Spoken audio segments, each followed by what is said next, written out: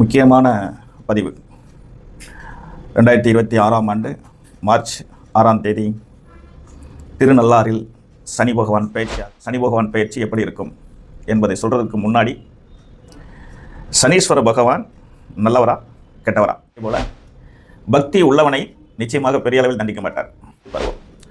குழந்தை பருவத்தில் இருக்கிறவங்களுக்கு உடல்நிலை பாதிப்புகள் நிச்சயமாக ஏற்படும். 100% 10ஆம் வகுப்பு படிக்கக்கூடிய மாணவர்கள், 12ஆம் வகுப்பு படிக்கக்கூடிய மாணவர்கள், கல்லூரியில் இறுதி ஆண்டு படிக்கக்கூடிய சனீஸ்வரவான் வந்துட்டால் உடனே வேலை கொடுக்கும்.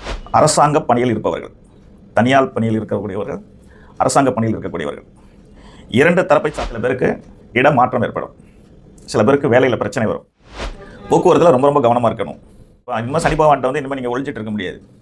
இனிமேல் நீங்கள் ஒழிச்சிட்டு இருந்தீங்க அப்படின்னு சொன்னால் நிச்சயமாக தண்டனை பேர். சனீஸ்வர பகவான் உங்களை இயக்க போகிறார், உங்களுக்கு வாழ்க்கை பாடத்தை கற்றுக் கொடுக்க போகிறாருங்கிறது தெளிவாயிடுச்சு. அதுவே நாம் செய்கிற ஒரு நன்றி கடன் மாதிரி அது பரிகாரம் ஆகிடும். ஆகவே நீங்கள் வந்து 58 to 60க்குள் இருக்கக்கூடியவர்கள் சந்திக்காதீங்க. கவனமாக இருங்க, பத்திரமா இருங்க, பாதுகாப்பாக இருங்க. இனி அரசியல் துறையில் இருக்கக்கூடியவர்கள் அரசாங்க பொறுப்புக்கு போட்டி போடும்போது உடல்நலத்தில் அதிக அக்கறை எடுத்துக்கணும். வருஷத்துக்கு ஒரு முறை அவங்க ஆயுஷ் ஹோமம் பண்ணிக்கணும். அவங்களுடைய குலதெய்வத்தை அதிகமாக தரிசனம். அதுக்குமே முக்கியமான விஷயம் வந்து ஜனனகால ஜாதகம் சரியாக இருக்கும் பட்சத்தில். உலகத் தமிழர்கள் அனைவருக்கும் என்னுடைய பணிவான வணக்கம்.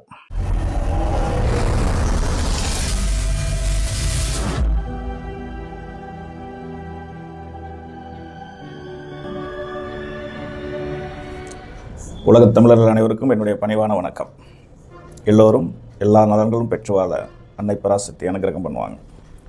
உங்களுக்காக நான் வேண்டிக் கொள்வேன்.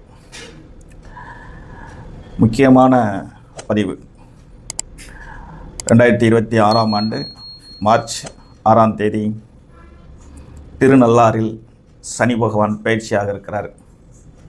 உலக நாடே எதிர்பார்த்து கொண்டிருக்கிறது. அதில் தமிழ்நாட்டு மக்கள் மிகவும் ஆவலோட எதிர்பார்த்து காத்துட்ருக்கிறீங்க. இந்த அடிப்படையில் மேசராசி நேயர்களுக்கு சனி பகவான் பயிற்சி எப்படி இருக்கும் என்பதை சொல்கிறதுக்கு முன்னாடி சனீஸ்வர பகவான் நல்லவரா கெட்டவரா, அவரை கண்டு நாம் வந்து பயங்கொள்வது சரியா தப்பா? சனி ஈஸ்வரன் அப்படின்னாலே ஈஸ்வரனின் பிள்ளை என்று பொருள். ஈஸ்வரன் எப்படி நம்மளை வந்து பாதுகாத்து வருவாரோ அதே போல தான் சனீஸ்வரனும் நம்மளை பாதுகாக்கவே படைக்கப்பட்டவர். அவர் வந்து ஒரு நீதி தேவன்.